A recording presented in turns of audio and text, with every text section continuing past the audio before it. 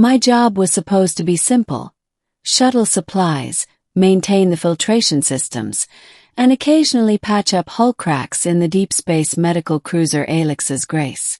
I wasn't a medic, a warrior, or even remotely heroic. Just a guy with a wrench and too much time alone. We were stationed near the Glavian border, a tense, neutral zone where our interspecies coalition operated a medical outpost for wounded on both sides of the recent conflicts. Think the sci-fi version of a Red Cross ship. It was also full of weirdos, but none weirder or more captivating than Nurse Irea. She wasn't human. I couldn't even pronounce her species name properly. Something with too many glottal stops and trills. I just called her Rhea. 7 feet tall, pale blue skin with an opalescent shimmer, full graceful arms, and large dark eyes that reflected like liquid mirrors. Elegant. Almost surgical in her precision. We barely spoke for the first few weeks. I figured she saw me as background noise. A maintenance guy from Earth wasn't exactly glamorous company for a top-tier interstellar medic. Still, I found excuses to loiter near the infirmary. Then one day, while patching up a plasma regulator behind the medbay wall, I accidentally triggered an emergency intercom and broadcasted my private musing to the entire staff lounge. Or maybe she's using some kind of love potion on me, 'cause every time she walks by, my brain short-circuits. Dead silence followed. Then came a soft chuckle over the line. "I already gave you one," Rhea's voice said coolly. Froze. My heart stopped. Was she joking?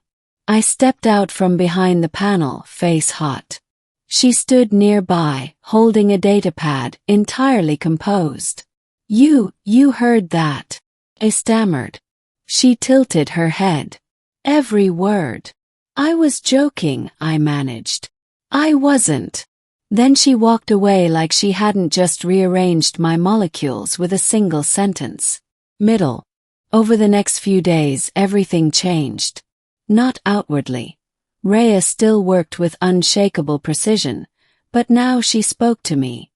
Questions. Shared meals. Smile. And those smiles, small mysterious things, cracked me open.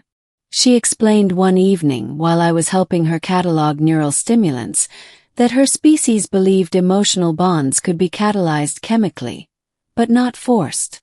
Love potions weren't coercive in their culture. They were invitations, enhancers of what might already exist. They act on neuroreceptors attuned to openness and trust, she said, watching me closely. We use them on the battlefield to calm dying soldiers. Or occasionally, to express affection. I raised an eyebrow. "You slipped me a potion to say you liked me." "I slipped you one to see if your feelings were sincere," she replied. "If they were false, it would have faded. But you still linger. Even now." I laughed nervously. "So, this thing I feel when you look at me, it's not just the potion." She leaned in. "No, that's you." From then on, something real bloomed between us. And it was weird, and exhilarating, and complicated. Especially when the Alex's Grace was caught in a surprise Glavian attack. The cruiser trembled under weapons fire. I was thrown across a corridor and slammed into a bulkhead. Lights died. Emergency klaxons blared. I clawed my way back to consciousness amid smoke and sparking wires. The medbay was down, automated defenses failing, and power flickering in critical systems. I stumbled my way to Rhea's last location. She was trapped under a collapsed beam, one arm pinned, bleeding with an alarming amount of silvery fluid. "Rhea!" yelled. Her eyes flicked toward me, calm despite the chaos. "You shouldn't be here." I dropped to my knees and started prying at the debris. "You're not dying here. Not you. You'll be injured. Leave me." The escape pods. "Shut up," I barked. You think I'm gonna let the woman who drugged me into falling in love just die under a ceiling panel? She gave me the faintest smile. Then hurry. Aftermath. We barely made it. I got her free and managed to drag her to the auxiliary med station. It was primitive, barely functional, but I'd watched her enough to know what to do. I held her hand through the regeneration process. Her healing took days. During that time, the ship drifted dead in space, beacon pinging the void. I rationed supplies, kept the power cells aligned manually, and I stayed by her side. When she finally woke, groggy and pale, she stared at me for a long time. You didn't leave. I made a joke, I said quietly, brushing her hair from her brow. About love potions. And you made it real. She chuckled, voice still weak. You're a terrible patient, you know. Emotional attachments to your attending nurse. Very unprofessional. Says the one who dosed her crush, I countered.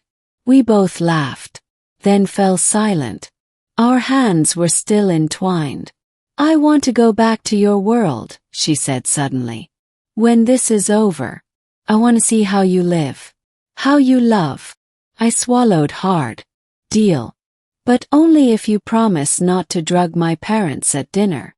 No promises, she teased, eyes bright. Ending. Weeks later, we were rescued by a patrol frigate. The Alex's grace was beyond saving, but her logs and her survivors lived. Rhea was granted medical leave for recovery, and I was reassigned temporarily. But before we parted, she gave me a small vial, iridescent pink, warm to the touch. A final dose, she said, pressing it into my palm. For when we're reunited. A celebration. I nodded, trying not to show how much I didn't want to let go. Wait, I blurted as she turned to leave. Was it ever just the potion? She looked back with a soft alien smile. No, foolish human. The potion merely helped you hear what your heart was already saying.